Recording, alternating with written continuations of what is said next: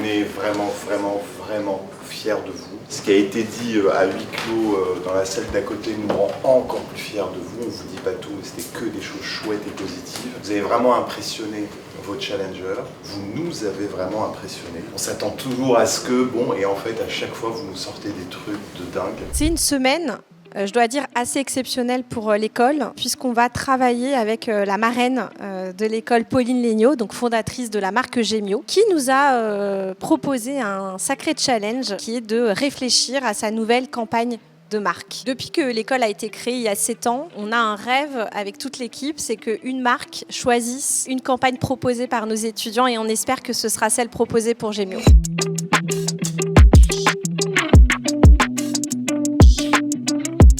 On a voulu absolument avec Eric introduire la Creative Week avec André, c'est un directeur de création. On va essayer de vous faire comprendre ce qu'est un territoire de marque. Donc en fait André va aller voir toutes les marques de joaillerie et décrypter ce qu'est un territoire pour un Bulgari, pour un Van Cleef. Le sujet c'est ça, c'est créer le territoire de Gemio. Toutes les valeurs de la joaillerie, on dit le rapport au produit, la magnificence, 300 ans d'histoire, etc. Tout ça, ils ne l'avaient pas. Donc tout à coup, ils ont fait surgir ce chat rose, mais c'est incroyable, c'est impertinent, c'est pas intimidant, parce que les marques de joaillerie peuvent être intimidantes. Je vous donne la big picture, on va dire, on pourrait pas un peu garder de l'impertinence et d'un mot magique chez eux, c'est la fraîcheur. Et ça, si vous avez une phrase à garder, je pense que si vous vous dites comment grandir en disant on a bougé, etc., on a étoffé nos collections, on est plus cher, on fait de la haute joaillerie. Il va falloir courir très vite pour se battre contre Chanel, etc. Ils l'ont fait, et s'ils l'ont fait, c'est pas pour vendre un collier à 75 000 €, c'est pour montrer aux autres qu'ils sont grands, puissants et que ça y est, ils sont adultes. Tout le boulot de créa et de vos boulots à venir, c'est ça. C'est prendre un truc et puis dire mais j'ai pas envie de dire ça, j'ai pas envie. Mais quand même, il y a quelque chose. Je gratte et c'est ça qu'on appelle la big ID, blablabla. N'oubliez pas ce mot de symbolique, c'est-à-dire ça dépasse la valeur, ça dit plus que la valeur. C'est difficile de se différencier. Tout le monde est sublime, tout le monde est majestueux, tout le monde vous promet la vie de palace, tout le monde. À un moment, on fait une image et il faut dire ah là c'est. En tout cas, il y a le mot symbole. Mais symbole de quoi? Ça va pas être symbole de puissance, comme je vous ai dit, symbole. Non, c'est symbole. J'ai l'impression qu'il y a une émotion, une intensité qui pourrait être intéressante. La joaillerie, c'est un secteur très particulier, c'est un peu l'Himalaya du monde du luxe. C'est très codifié, c'est très difficile de se différencier, donc c'était important de mettre les choses un peu à plat. La grande différence, justement, viendra évidemment de la Big ID et de son exécution. C'était très important de leur montrer que la formalisation des idées, c'est-à-dire les bons mots, les bons concepts, allait forcément entraîner la tonalité artistique, esthétique.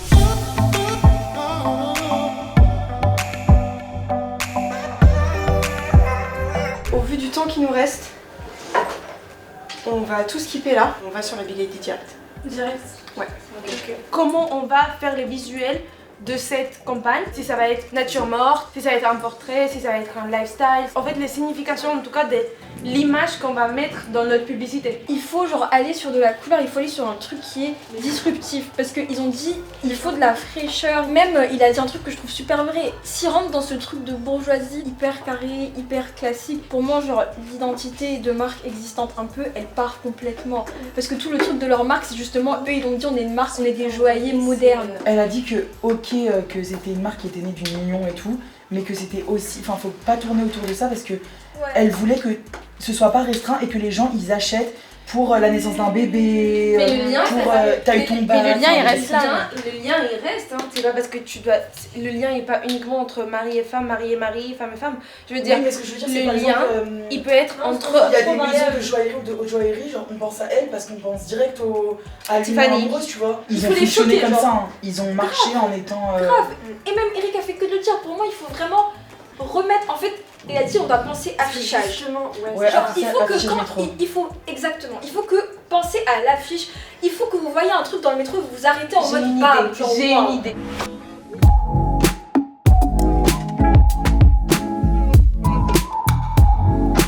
Peut-être c'est bien d'avoir le code et on oublie la mise en page bord à bord, c'est pas si bien. Okay. Hein Léa, concentre-toi sur la Marie-Louise classique, je pense. Yes. Non, mais de toute façon, je vais tester les différents Oui, tu formats testes, et, voilà, tu je testes, tu verrai, testes, tu testes. comment dire, Non mais t'as raison, tu testes. Et là quand on me dit le bijou est un symbole que l'on transmet, ce qui m'importe c'est pas de transmettre un symbole, c'est que le bijou soit le symbole de la richesse de ma vie, de la beauté de ma vie, etc. Quelqu'un qui tient son téléphone là, il y a une oreille, il y a un petit... Voilà, il y a le début d'une bouche pour être sensuel, et puis voilà, et puis c'est son téléphone, et là au fond, on voit un truc un peu flou, une fenêtre qui donne sur la ville, mais très flou, enfin comme ça, dans les flous, comme ça, un truc de je suis à New York, ou je sais pas quoi. Ça, on va dire que c'est bien, est-ce que c'est on peut rendre chaleureux?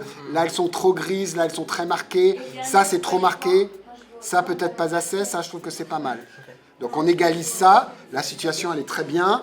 C'est une jolie maison, blablabla, on est très bien. De mettre une phrase, ça peut aussi montrer le truc inverse, que on est tellement, soit on n'est pas sûr, ou que tellement notre un peu non-campagne n'est pas assez fort qu'on a besoin de l'illustrer avec une phrase pour encore plus l'expliquer. Et si vous voulez l'écrire dessus, la phrase elle est tellement jolie qu'il n'y aura pas de problème. C'est super joli. Oh, ah, c'est super.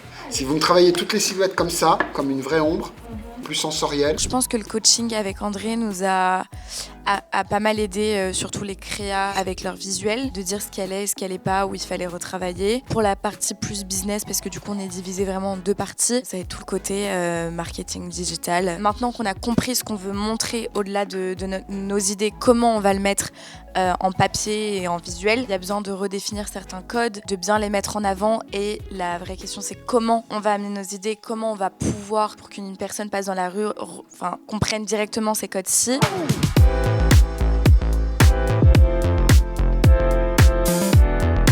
L'idée là, c'est un peu de voir comment vous avez construit votre presse, s'il y a les liens suffisants, etc. La plupart des campagnes aujourd'hui de joaillerie, on voit une égérie, ok ? Elle est portée par un visage, c'est plutôt la notoriété de la femme qui est importante. Mais vous, ce que vous allez apporter, c'est que c'est pas le visage qui nous intéresse, c'est les actions que font les femmes derrière. Ça m'intéresse par contre. C'est effectivement, on va essayer aussi de trouver des moments de vie qui sont moins waouh, enfin qu'on fait moins de com dessus, mais qui sont tout aussi importants dans la vie d'une femme. C'est beau. Ouais.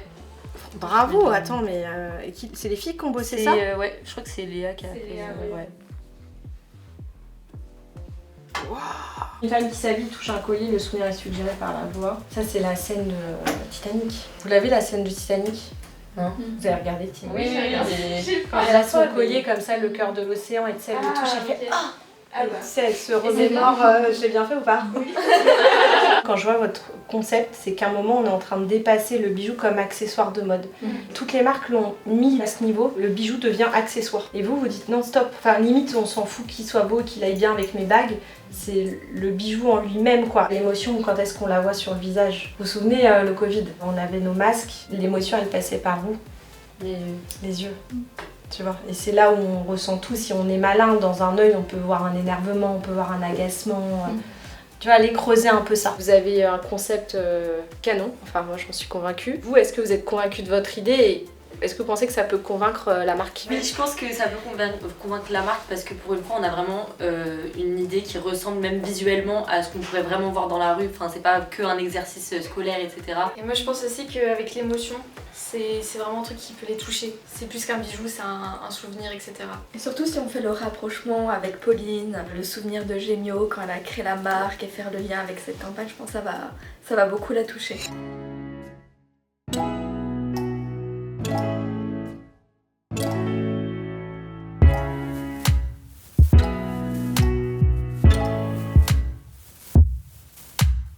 Aujourd'hui, c'est un jour un peu spécial, c'est que vous avez compris que le brief, il était quand même assez difficile, puisque l'idée, c'est que si cette campagne réussit, eh bien nous allons l'afficher, nous allons la mettre en œuvre, et donc ça n'est pas juste un énième brief d'école qui va rester lettre morte, c'est quelque chose qui va devenir réel. Donc je suis absolument enchantée qu'on puisse découvrir ensemble aujourd'hui votre travail, et je vous remercie parce que si j'ai bien compris, le brief était compliqué. Merci à vous d'avoir mis autant d'énergie, et franchement, je crois qu'on va avoir de très belles surprises, donc j'ai hâte de voir tout ça et de pouvoir annoncer qui sera l'heureux gagnant de cette belle mission. Au fur et à mesure de l'étude, on a compris en fait que ce qui faisait vraiment vendre le produit, ce qui attirait vraiment les clients, était plus l'égérie, donc le visage, la mannequin, plutôt que juste le produit ou les couleurs ou la campagne. L'égérie en fait est la clé et on a commencé à se poser la question, est-ce qu'on s'attarde assez sur cette égérie, est-ce qu'on en parle assez de cette mannequin ou de juste ce visage qui porte le produit, et on a déduit que non. Donc on a voulu s'intéresser à cette personne, quels sont ses rêves, quels sont ses accomplissements, quels sont les moments importants de sa vie. Ça montre en fait ce côté de la femme qui a réussi à finalement cet obstacle de prendre du temps pour soi et en faire justement son passe-temps qui est la peinture. On pense qu'une marque comme Gemio, qui est jeune, qui n'a pas vraiment de grande histoire dans le passé, comme je pense à Chaumet, Cartier, elle peut jouer sur ce côté un peu moderne et audacieux de faire des choses qui sortent un peu de l'ordinaire. Vous avez le produit, vous avez l'histoire, mais vous ne l'avez pas encore positionné et vos consommateurs ne le voient pas directement. C'est pour ça que nous, on a voulu se inspirer de l'instant précieux. C'est pas l'hier, c'est pas le futur, c'est aujourd'hui. Qu'est-ce qui se passe avec ce aujourd'hui? C'est qu'il y a des frissons de bonheur. C'est un instant bref, mais vraiment intense. C'est un moment de vivre pleinement. Qu'aujourd'hui le temps est un luxe et ce luxe il va être transmis grâce à votre bijou Gemio. On a vraiment voulu partir sur l'histoire de l'ombre, parce que l'ombre est quelque chose qui va nous suivre toute notre vie. On aimerait bien que toutes les personnes qui se procurent du Gemio partagent cette même émotion. L'ombre reflète une vision de l'instant comme une projection qui éclaire une part de lumière cachée.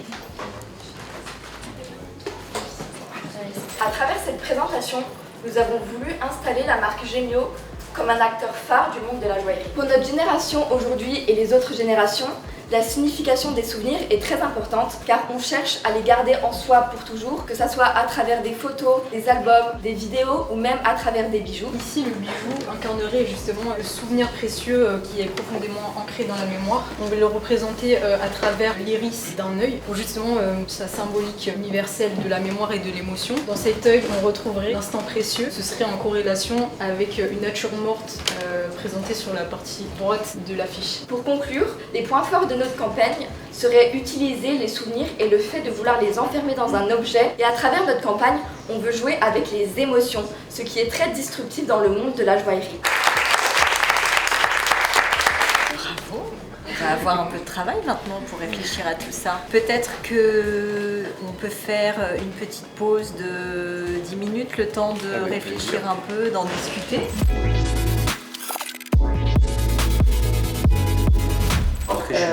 Donc franchement je crois qu'on a tous été bluffés et là et donc vraiment bravo et encore merci parce que moi je me rappelle quand j'avais pas vu la campagne, Sophie et Caroline m'avaient dit c'est campagnable et je sais qu'elles sont très exigeantes donc je me suis dit et effectivement quand je l'ai vu je me suis dit que c'était campagnable. Ce qui est très intéressant aussi c'est que c'est 360 parce qu'il y a du fond et de la forme, il y a du texte, des images, un déploiement, c'est très complet, c'est impressionnant. Le gagnant, nous ce qu'on a trouvé le plus pertinent même s'il y a des modifications à faire.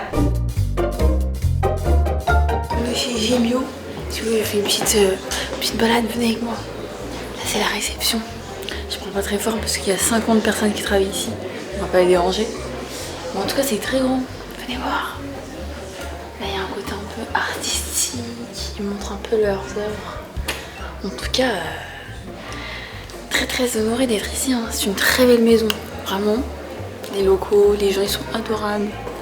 J'espère qu'on va gagner.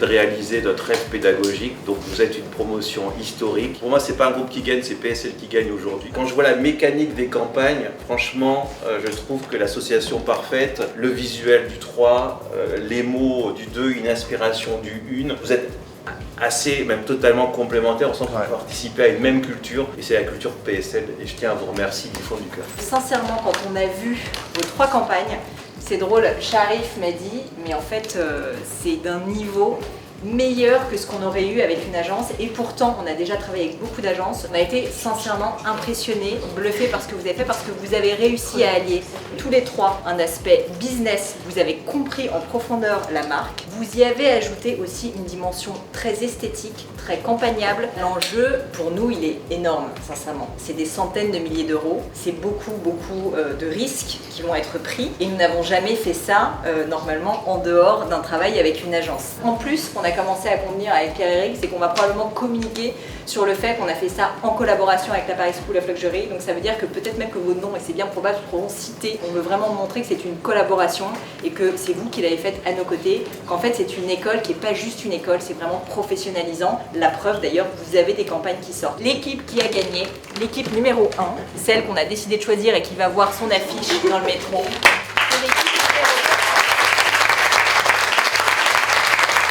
Sincèrement, vous avez réussi l'impossible, créer de l'émotion tout en valorisant autant le bijou. Franchement, c'est quelque chose en 13 ans d'histoire de boîte qu'on n'a quasiment jamais réussi à faire avec autant d'impact. En plus, voir une iris comme ça, c'est quelque chose que j'ai jamais vu personnellement. Donc je pense que vous allez réussir à allier impact, émotion et visuel bijou. C'est pour ça qu'on a choisi cette campagne.